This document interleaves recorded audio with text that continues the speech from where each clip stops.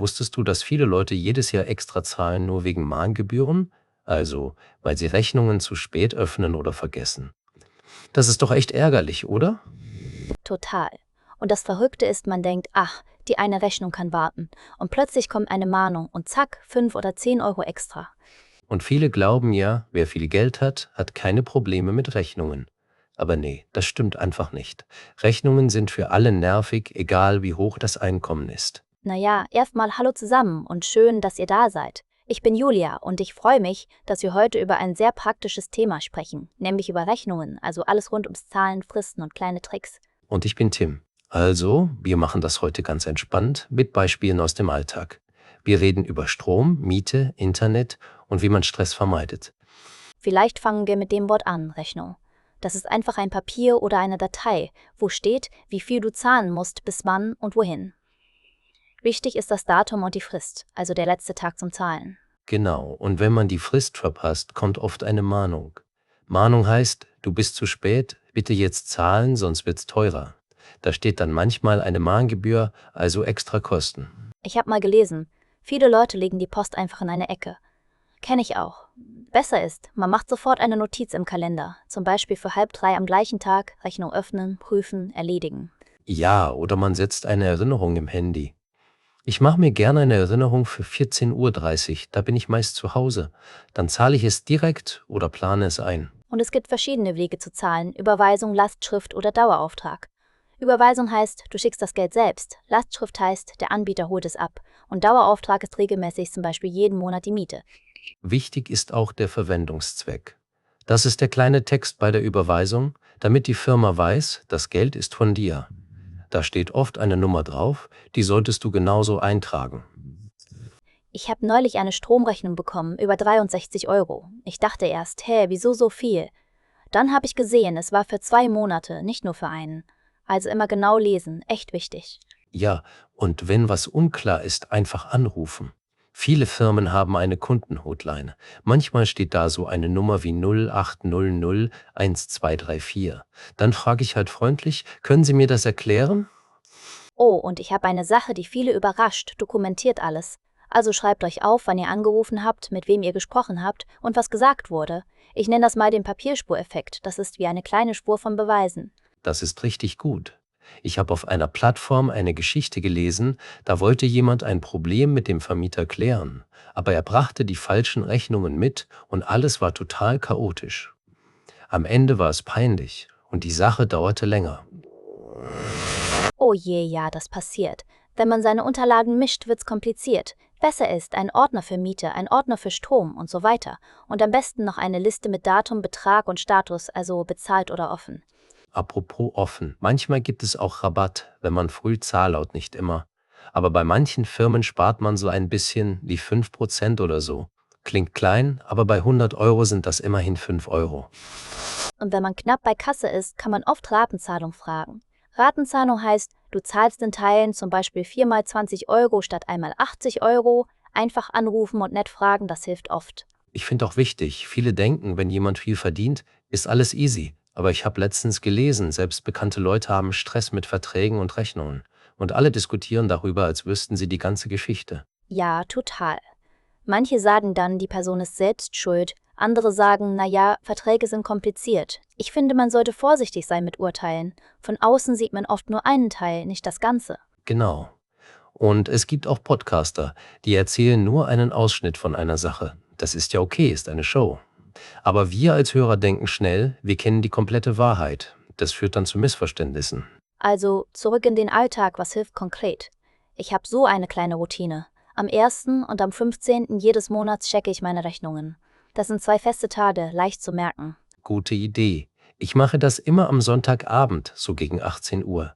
Ich schaue in meine App von der Bank, gucke, was offen ist und plan die Woche. Dann habe ich unter der Woche mehr Ruhe. Und für geteilte Ausgaben mit Mitbewohnern oder Partnern schreibt klar auf, wer was zahlt, viele Streitigkeiten kommen, weil es keine klare Absprache gibt. Es hilft, einmal alles aufzuschreiben oder eine kleine Tabelle zu machen. Oh ja.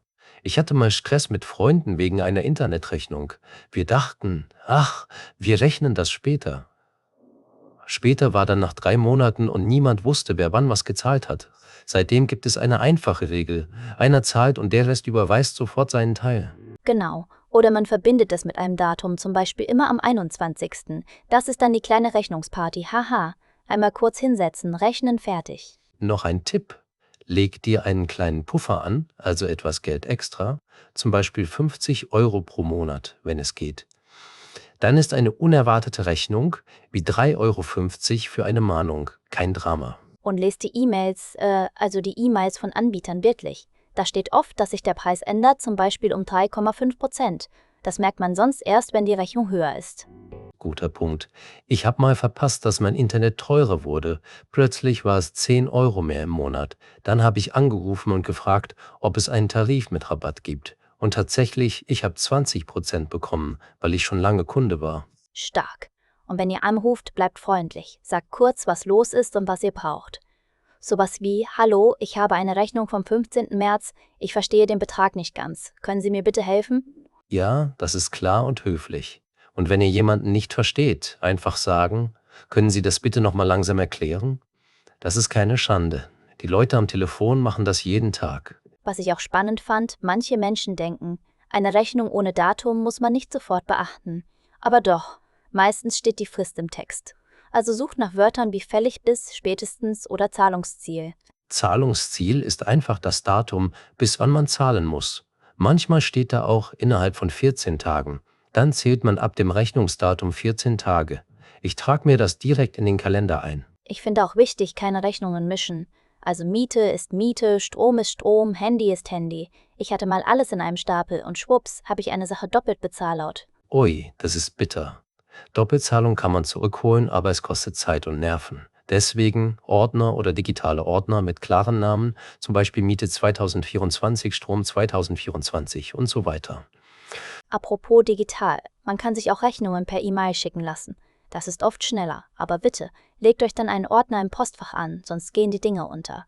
Und bei Verträgen immer das Kleingedruckte lesen. Ich weiß, es ist langweilig, aber da stehen wichtige Dinge wie Gebühren, Laufzeit oder Kündigungsfrist. Kündigungsfrist heißt, bis wann du kündigen musst, zum Beispiel 3 Monate vorher. Wenn ihr zum Beispiel zum 3. Mal eine Mahnung bekommt und ihr könnt gerade nicht zahlen, sagt das offen. Viele Firmen sind kulant, also freundlich. Die wollen am Ende nur ihr Geld, nicht euren Stress. Ich habe noch eine Geschichte, die fand ich krass. Jemand hat seinen sicheren Job gekündigt, um Inhalte zu machen, also so richtig online. Total mutig. Aber dann kamen die Rechnungen und das war erstmal ein Schock. Einkommen unregelmäßig, Rechnungen aber regelmäßig. Oh ja, das ist hart. Dann hilft ein Budget, also ein Plan, wie viel Geld reinkommt und rausgeht.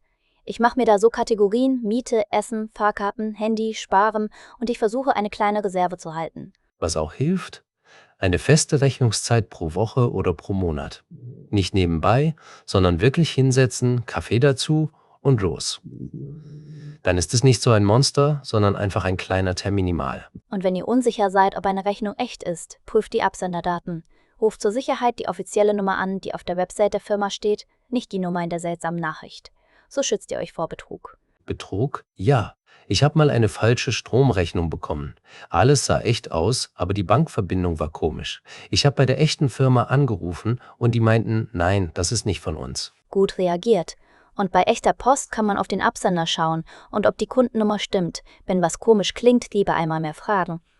Ich will nochmal auf die Sache mit der Papierspur zurückkommen. Schreibt auf, am 8. Januar 2024 mit Frau Müller von der Hotline gesprochen. Thema, Internetrechnung, Lösung, Gutschrift 5 Euro. Solche Notizen retten dich später. Genau, und macht Screenshots, also Bilder vom Bildschirm. Hebt die auf in einem Ordner. Wenn es später eine Diskussion gibt, habt ihr Beweise. Das ist wirklich Gold wert. Noch ein Minitipp. Legt euch einen Notfallzettel an mit allen wichtigen Daten. Kundennummern, Vertragsnummern und die Zeiten, wann der Kundenservice erreichbar ist, zum Beispiel von 9 bis 17 Uhr. Dann müsst ihr nicht jedes Mal suchen. Und wenn ihr Rechnungen teilt, zum Beispiel in einer BG, macht am Anfang klare Regeln. Wer behält die Rechnungen? Wer zahlt zuerst? Bis wann überweisen die anderen? Das spart Energie und Nerven. Man kann auch sagen, jeder zahlt eine bestimmte Kategorie. Also Person A zahlt Internet, Person B zahlt Strom, dann gleicht man einmal im Monat alles aus. Wichtig ist, es schriftlich festzuhalten, auch wenn es nur eine kleine Notiz ist. Es klingt vielleicht streng, aber es ist einfach fair. Viele Konflikte entstehen nicht, weil Leute böse sind, sondern weil es unklar ist. Klare Absprachen schützen Freundschaften. Total. Und wenn mal was schief geht, nicht schämen, passiert uns allen. Einmal tief durchatmen, die Firma kontaktieren und eine Lösung suchen. Meistens geht es besser, als man denkt. Übrigens, wenn für eine Rechnung ein Datum auf ein Wochenende fällt, also Samstag oder Sonntag, fragen manche Firmen trotzdem pünktlich Geld an. Also lieber 2 Tage früher zahlen. Sicher ist sicher. Stimmt. Ich plane Zahlungen oft so, dass sie 2 Tage vorher rausgehen. Dann gibt es keinen Stress, falls die Bank langsamer ist. Gerade vor Feiertagen ist das klug. Wenn ihr automatische Abbuchungen habt, also Lastschrift, kontrolliert ab und zu den Kontoauszug. Man sieht schnell, ob etwas doppelt abgebucht wurde. Dann kann man das zurückbuchen lassen. Ich hatte mal eine Doppelabbuchung beim Handyvertrag. Ich habe angerufen, freundlich erklärt und nach 3 Tagen war das Geld zurück. Also ruhig bleiben und dranbleiben. Noch ein Wort zu Preisen. Manchmal steht da ein Grundpreis und ein Verbrauchspreis. Grundpreis ist fix, also jeden Monat gleich. Verbrauchspreis hängt davon ab, wie viel man nutzt, zum Beispiel beim Strom. Und wenn der Verbrauch plötzlich hoch ist, prüft eure Geräte. Ein alter Kühlschrank kann viel ziehen. Oder die Heizung ist falsch eingestellt. Kleine Dinge machen am Ende große Beträge. Ich merke schon, wir könnten ewig weiterreden, haha. Aber vielleicht noch ein letzter praktischer Ablauf, ja? Also Rechnung öffnen, prüfen, Datum notieren, bezahlen oder Termin setzen und dann Beleg abheften. Fertig. Genau so. Und wenn noch Fragen sind, Hotline anrufen, nett bleiben, Namen notieren und Ergebnis aufschreiben. Dieser kleine Prozess spart echt Zeit und Geld. Und hey, wenn euch diese Folge geholfen hat, lasst gerne ein Like da. Abonniert unseren Kanal, dann verpasst ihr keine Tipps mehr. Wir freuen uns da wirklich drüber. Ja, macht das gern, das unterstützt uns. Und wenn ihr eigene Geschichten habt, zum Beispiel eine peinliche Rechnungspanne oder einen cleveren Spartipp, schreibt uns. Wir greifen das gerne in einer nächsten Folge auf. So, das war's für heute. Bleibt organisiert, bleibt freundlich und gönnt euch nach der Rechnung einen Tee, das hilft ehrlich. Bis zum nächsten Mal. Macht's gut, passt auf eure Fristen auf und wir hören uns bald wieder. Tschüss zusammen.